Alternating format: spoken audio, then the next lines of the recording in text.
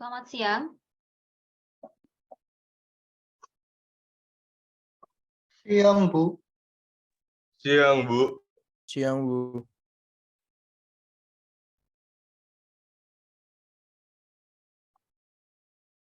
Oke, bisa kita mulai ya. Silakan bisa on cam dulu.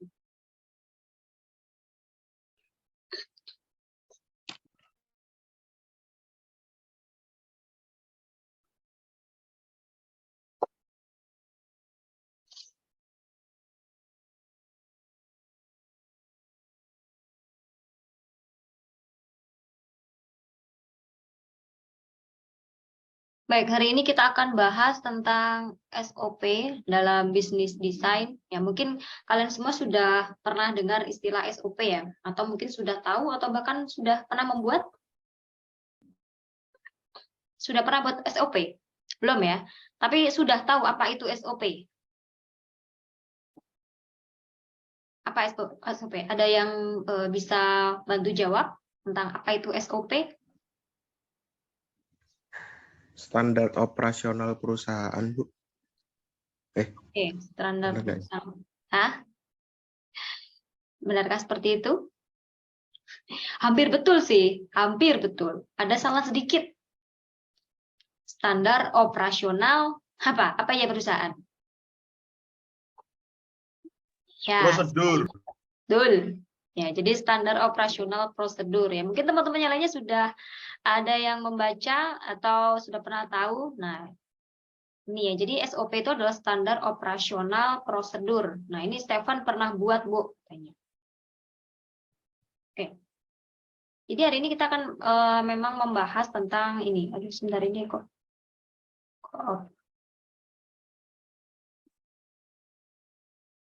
Ini ya. Jadi dalam melaksanakan suatu pekerjaan harus memiliki acuan dan pegangan ya. Meskipun masih ada saja perusahaan yang tidak memiliki acuan serta pedoman dalam suatu pekerjaan. Kalau sudah perusahaan ya harusnya sudah punya SOP ya. Karena ini merupakan sebuah pegangan yang penting yang harus dimiliki oleh sebuah perusahaan. Dampak dari ketidakadaan acuan dalam pelaksanaan pekerjaan itu cukup banyak organisasi perusahaan yang tidak mampu menjalankan fungsinya dengan baik karena pelaksana tugas kesulitan menyelesaikan pekerjaan yang menjadi tanggung jawabnya. Jadi misalnya banyak sekali ya SOP itu kan ada berbagai macam jenisnya, entah itu tentang SOP kegiatan atau SOP tentang produksi dan lain sebagainya. Nah, jadi itu merupakan sebuah patokan gimana sih kita bisa menjalankan tugas dengan baik, gimana nanti prosedur dalam pelaksanaan kegiatan yang ini kalau nggak ada SOP-nya kan jadi agak bingung ya, membingungkan. Jadi harus dibuatkan SOP supaya bisa terlaksana dengan baik fungsi dalam sebuah perusahaan. Nah, sedangkan manajemen perusahaan pun itu tidak mempunyai pedoman dalam pengambilan keputusan ya. Tadi sehingga apabila terjadi ketidaksesuaian atau kesalahan sulit untuk dianalisa di mana kesalahan itu terjadi karena tidak memiliki alur pedoman yang jelas. Nah, untuk memahami kegiatan pekerjaan dengan baik, maka setiap organisasi perusahaan harus memiliki sebuah acuan, instruksi ataupun prosedur kerja sehingga seluruh pemangku kepentingan ini mendapatkan suatu kejelasan atau serta kemudahan transparansi dalam setiap prosedur kerja. Nah, itulah ya latar belakang kenapa kita perlu membuat SOP dalam sebuah perusahaan, harus ada acuannya. Untuk pengertiannya, SOP sendiri yaitu standar operasional prosedur tadi itu merupakan sebuah dokumen yang berkaitan dengan standar prosedur yang dilakukan secara kronologis untuk dapat menyelesaikan suatu pekerjaan yang bertujuan untuk memperoleh hasil kerja yang lebih efektif dan efisien. Jadi ini memang sebuah kumpulan peraturan, pedoman, atau acuan yang harus dibuat oleh suatu perusahaan tadi untuk melaksanakan tugas pekerjaan sesuai dengan fungsi dan tanggung jawab oleh masing-masing individu dalam perusahaan ya. Entah itu perusahaan bagi pemerintah ataupun non-pemerintah, usaha maupun non-usaha, ataupun juga yang berkaitan dengan indikator teknis, administratif, prosedural, sesuai dengan tata kerja, prosedur kerja, dan juga sistem kerja pada unit kerja yang bersangkutan. Nah, SOP tadi dibuat sesuai dengan situasi dan kondisi di instansi dan perusahaan ya. Jadi tidak bisa disamakan antara perusahaan yang satu dengan yang lainnya SOP-nya sama, itu nggak bisa. Jadi tergantung bagaimana kondisi dan lingkungan dalam perusahaan tadi. Misalnya ini dalam perusahaan telekomunikasi memiliki SOP yang berbeda dengan standar operating prosedur yang terdapat di perusahaan produsen makanan, ya, ataupun begitu pula dengan di perusahaan desain. Jadi berbeda-beda karena harus melihat dengan kondisi dan lingkungan dari perusahaan tersebut. Tujuannya dalam pembuatan SOP itu apa sih? Tentunya memiliki tujuan, yaitu untuk menjelaskan perincian atau standar yang telah ditetapkan sebagai aktivitas pekerjaan yang berulang-ulang dilaksanakan dalam sebuah organisasi perusahaan. Nah, SOP yang baik adalah SOP yang bisa menjadikan arus kerja yang lebih baik, menjadi pedoman untuk karyawan yang baru, bisa lebih menghemat biaya, memudahkan pengawasan, serta mengakibatkan koordinasi yang baik antara bagian-bagian yang berlainan dalam sebuah perusahaan. Nah, itu adalah tujuan dari SOP. Kemudian selain tujuan itu ada manfaatnya. Ini ada beberapa manfaat SOP.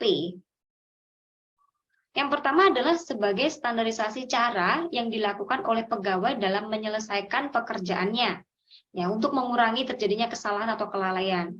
Kemudian untuk membantu staf menjadi lebih mandiri dan tidak bergantung pada intervensi manajemen. Jadi bisa mengurangi keterlibatan pimpinan dalam pelaksanaan pekerjaan setiap harinya. Lalu meningkatkan akuntabilitas dengan mendokumentasikan tanggung jawab khusus dalam menjalankan tugas atau pekerjaannya apa, itu sudah jelas. Menciptakan ukuran standar kerja kepada pegawai secara konkret ini untuk memperbaiki kinerja dan membantu mengevaluasi usaha yang telah dijalankan. Selanjutnya untuk menciptakan materi training yang bisa membantu pegawai baru untuk lebih cepat beradaptasi dan juga biasa untuk melakukan pekerjaannya. Menunjukkan kinerja bahwa organisasi ini efisien dan dikelola dengan baik dan profesional. Bisa menyediakan pedoman bagi setiap pegawai di unit pelayanan. Menghindari terjadinya tumpang tindih pelaksanaan tugas ya, karena kan kalau sudah terstruktur jelas tadi kan ya nggak mungkin ya terjadi tumpang tindih, harusnya seperti itu. Kemudian juga bisa menghindari, membantu penelusuran terhadap kesalahan-kesalahan prosedural dalam memberikan sebuah pelayanan. Nah, itu adalah manfaat dari adanya SOP dalam sebuah perusahaan. Kemudian ini tadi ada beberapa jenis SOP, ya. Jadi SOP itu bermacam-macam. Ini ada SOP yang berdasarkan dari sifat kegiatan, SOP berdasarkan ruang lingkup kegiatan, SOP berdasarkan kelengkapan kegiatan, ada juga yang berdasarkan jenis kegiatannya dan juga berdasarkan tahapan. Nah, lalu bagaimana sih cara penyusunan SOP? Tahapannya seperti ini. Jadi penyusunan SOP itu berbeda ya, setiap organisasi, dan tidak semua SOP yang dibuat ini dapat diterapkan dalam kegiatan operasional. Ya, bahkan parahnya SOP hanya sekedar dokumen yang diletakkan di rak atau lemari karena dia tidak dapat difungsikan sebagaimana mestinya tadi. Ya, karena tidak sesuai dengan alurnya ya, jadi akhirnya tidak semua SOP tadi bisa dibuat dan diterapkan dengan kegiatan operasional. Makanya ketika kita harus membuat SOP ya kita harus melakukan riset dulu supaya SOP ini benar-benar bisa diterapkan, bisa disosialisasikan dalam sebuah perusahaan ya, jadi berguna.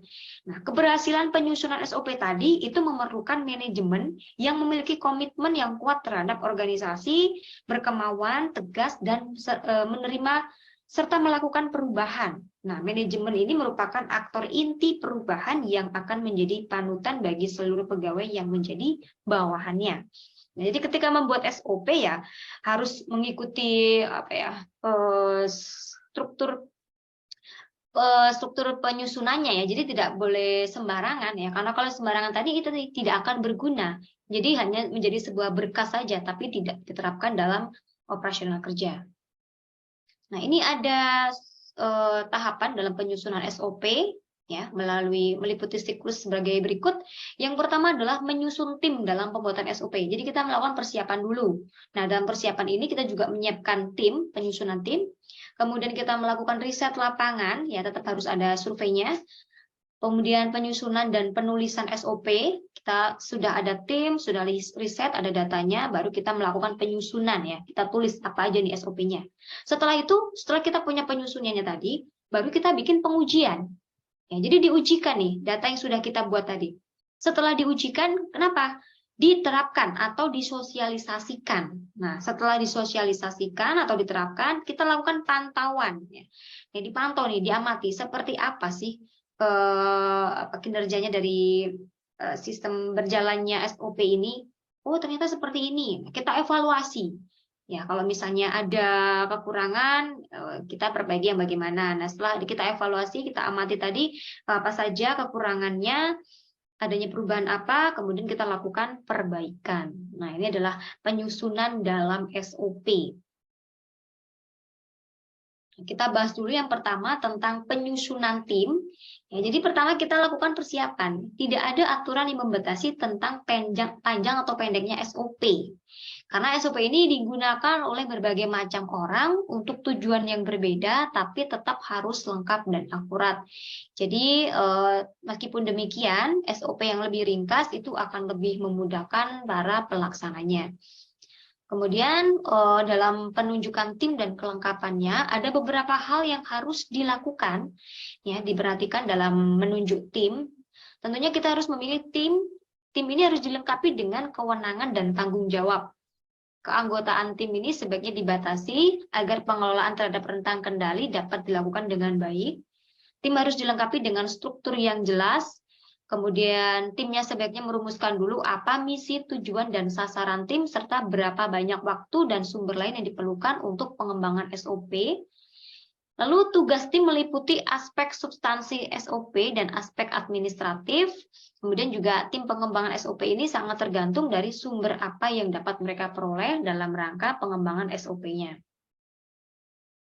Nah, kedua, kita tadi melakukan riset ya, kita lakukan survei. Penilaian kebutuhan ini adalah proses awal penyusunan SOP yang dilakukan untuk mengidentifikasi tingkat kebutuhan SOP yang akan disusun. Jadi kita harus tahu nih, apa saja sih kebutuhan dari SOP ini tadi. Nah, bagi organisasi yang sudah sebelumnya itu sudah punya SOP, ini merupakan tahapan untuk melihat kembali SOP yang sudah dimiliki ya, atau mengevaluasi. Kemudian kalau bagi organisasi yang sama sekali belum punya SOP, misal kalian baru punya perusahaan, kalian ini adalah pertama kalinya ya, ini merupakan proses murni untuk mengidentifikasi kebutuhan SOP kalian itu apa. Ya, tujuannya untuk penilaian kebutuhan SOP ini tentunya ini ada beberapa hal. Yang pertama adalah untuk mengetahui ruang lingkup, jenis, dan jumlah SOP yang dibutuhkan. Ruang lingkupnya tentunya berkaitan dengan bidang dan tugas prosedur-prosedur operasional untuk distandarkan. Kemudian untuk jenisnya tentunya berkaitan dengan tipe dan format SOP yang sesuai untuk diterapkan. Kemudian kalau untuk jumlahnya itu berkaitan dengan jumlah SOP yang dibuat sesuai dengan prioritas. Nah, ini kemudian baru kita melakukan penyusunan dan perubahan SOP. Dalam konsep penyusunan SOP, ini ada kesalahan penyusunan SOP itu dapat menyebabkan hasil yang ingin dicapai oleh perusahaan menjadi tidak maksimal. Nah, makanya dalam penyusunan SOP ini harus memperhatikan beberapa konsep seperti tertera di sini ya. Harus ditulis dan menjalankan secara singkat langkah demi langkah, fleksibel, dan dapat disesuaikan dengan kondisi yang berubah. Tampilan SOP harus mudah dibaca dan dimengerti, menggunakan kata kerja dalam kalimat aktif, menggunakan pernyataan yang positif, menggunakan instruksi yang singkat dan jelas, spesialisasinya harus dipergunakan sebaik-baiknya untuk mencegah duplikasi pekerjaan, kemudian juga pencegahan penulisan, gerakan, dan usaha yang tidak perlu, lalu juga pembagian tugas yang tepat dan memberikan pengawasan yang terus-menerus atas pekerjaan yang dilakukan. Nah, ini adalah konsepnya ya dalam penyusunan SOP. Selanjutnya, dalam penyusunan ini kita juga harus tahu tentang prinsip dari SOP. Apa saja prinsip-prinsip SOP ini? Nah, ini kita harus tahu dulu dan harus memenuhi prinsip-prinsipnya dalam perancangan SOP. Antara lain adalah harus efektif dan efisien. Jadi prosedur yang paling efisien dan efektif dalam proses pelaksanaan tugas. Kemudian juga harus bersifat mudah dan jelas supaya dapat dimengerti dan diterapkan dengan mudah oleh semua pegawai, bahkan bagi seseorang yang sama sekali baru dalam pelaksanaan tugasnya. Kemudian juga harus selaras dengan prosedur-prosedur standar lain yang terkait. terukur, yaitu hasil keluaran ini mengandung standar kualitas atau mutu baku tertentu yang dapat diukur untuk dicapai keberhasilannya. Lalu juga bersifat dinamis supaya dapat disesuaikan dengan cepat dalam peningkatan kualitas pelayanan yang berkembang. Fokus pelanggan yaitu mempertimbangkan kebutuhan pelanggan sehingga dapat memberikan kepuasan pelanggan. Lalu juga ada kepatuhan hukum, yaitu harus memenuhi ketentuan dan peraturan yang berlaku, serta kepastian hukum. Nah, ini ditetapkan oleh manajemen perusahaan sebagai sebuah produk hukum yang ditaati, dilaksanakan, dan menjadi instrumen untuk melindungi pegawai kemungkinan tuntutan hukum. Nah, ini adalah prinsip-prinsip dari SOP.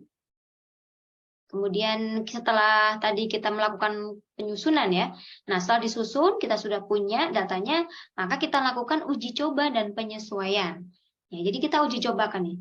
Pertama dengan simulasi, yaitu kegiatan menjalankan prosedur sesuai dengan SOP yang telah dibuat. Lalu uji coba, yaitu untuk kegiatan untuk percobaan menjalankan prosedur sesuai dengan SOP yang telah dibuat tadi. Kemudian kita lakukan penyesuaian, yaitu kegiatan penambahan, pengurangan, atau perubahan SOP yang telah disesuaikan. Nah, selanjutnya baru dilakukan proses pengesahan. Nah, itu dia. Jadi, setelah kita lakukan uji coba, barulah kita masuk ke penerapan atau sosialisasi. Misalnya kayak kalian bikin tugas akhir ya, itu sebenarnya harus ada uji coba dulu. Setelah uji coba kita tahu, oh ternyata berhasil, oh ternyata kurang ini. Nah kan gitu ya. Jadi tadi ada tahap uji coba. Nah, setelah uji coba selesai, baru kita lakukan penerapan yang sesungguhnya. Nah ini ada proses implementasi yang harus dirancang sedemikian rupa untuk memastikan bahwa setiap orang dalam perusahaan ini mendapatkan informasi dan penjelasan mengenai SOP yang telah diperbaiki atau SOP yang baru. Jadi semuanya harus tahu ya. Ini SOP-nya yang baru yang mana, yang lamanya seperti apa. Kemudian juga rekapan dokumen SOP ini didistribusikan sesuai dengan kebutuhan dan juga dapat diakses dengan mudah oleh seluruh pegawai. Lalu setiap pegawai juga harus mengerti peran dan memiliki pengetahuan dan kemampuan yang dibutuhkan untuk menerapkan SOP-nya. Terdapat pegawai yang bertanggung jawab untuk mengawasi jalannya proses, mengidentifikasi masalah-masalah yang mungkin terjadi dalam proses implementasi SOP tadi. Kemudian ini ada prinsip dasar dalam penerapan SOP, harus bersifat konsisten, komitmen, korektif, mengikat, penting, dan tercatat. Kalau yang tadi adalah prinsip dalam penyusunan SOP, sedangkan ini adalah prinsip dalam penerapan SOP. Ya. Jadi harus konsisten, karena harus dilaksanakan secara konsisten dari waktu ke waktu oleh siapapun dan dalam kondisi yang relatif sama oleh seluruh pegawai. Juga harus komitmen. Ini dilaksanakan dengan penuh komitmen dari seluruh jajaran organisasi dari tingkatan yang paling rendah sampai paling tertinggi. Ya, jadi pimpinannya pun juga harus komitmen dengan SOP-nya.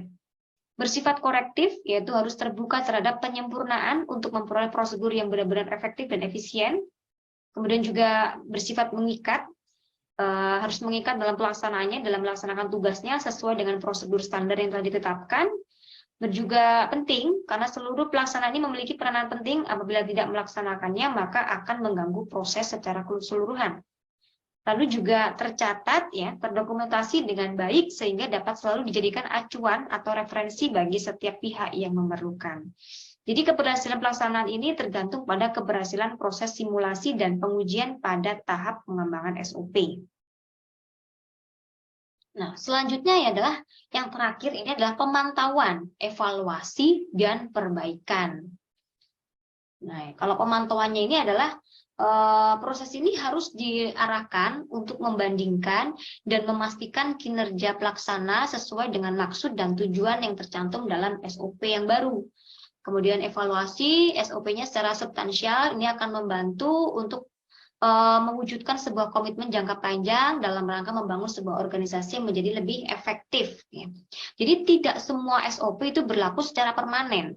Ada kemungkinan-kemungkinan terjadinya perubahan karena dievaluasi, ditambahkan lagi. Ya.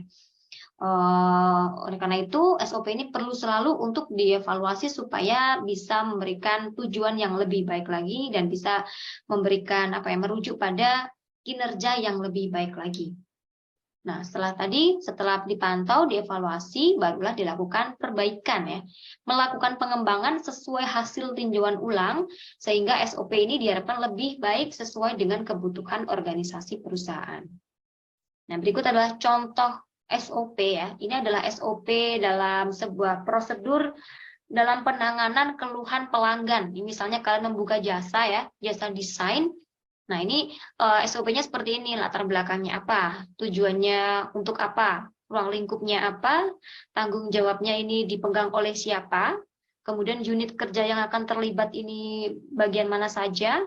Nah, lalu prosedur pelaksanaannya bagaimana, kemudian juga rekaman atau dokumentasinya bagaimana. Nah, ini adalah contoh SOP dalam penanganan keluhan pelanggan ya. Dan SOP dari perusahaan satu dengan yang lainnya itu berbeda tadi ya. Jadi kalau jenis perusahaan jasa, jenis perusahaan produksi barang itu juga berbeda-beda. Yang mereka misalnya SOP dalam pegawainya dalam melakukan tanggung jawabnya atau kegiatannya seperti apa saja. Kalau ini adalah SOP dalam menangani keluhan pelanggan, SOP dalam produksi seperti apa, itu beda-beda isinya ya. Oke, jadi kesimpulannya SOP itu adalah panduan hasil kerja yang diinginkan serta proses kerja yang harus dilaksanakan. SOP ini dibuat dan didokumentasikan secara tertulis yang memuat prosedur atau alur proses kerja secara rinci dan sistematis, dan alur kerja ini harus mudah dipahami dan dapat diimplementasikan dengan baik dan konsisten oleh pelaku dalam perusahaan. Itu. Nah, itu adalah penjelasan tentang SOP. Oke, dari sini bisa dipahami ya, apa itu SOP. Nah, tadi kan ada yang sudah pernah buat SOP juga. Mungkin beberapa teman-teman yang sudah bekerja di perusahaan, ada yang sudah pernah mendapatkan SOP, atau bahkan tadi sudah pernah bikin ya. Oh, sebentar.